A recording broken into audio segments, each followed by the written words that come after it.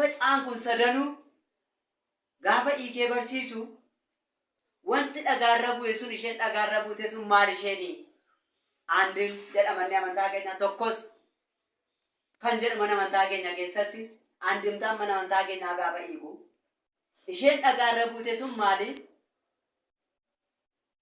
warroota sagalee waaqayyoo dhaga'anii dubbii waaqayyoo fudhatanii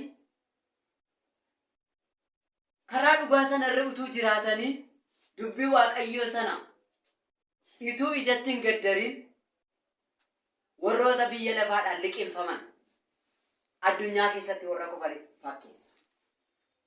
Namoonni baay'een sagalee waaqayyoo hin dhaga'u addunyaa kanarra.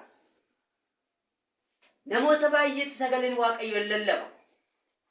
Namoonni baay'een garuu sagalee waaqayyoo dhaga'an malee addunyaa keessatti kufanii hafu.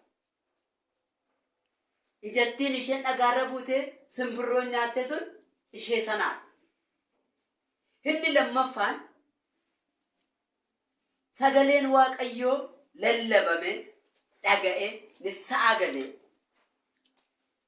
foonsaaf dhiiga isaa fudhatee qorrobee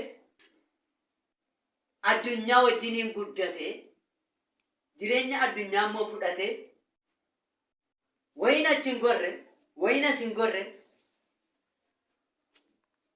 namoonni baay'een addunyaa kanarraati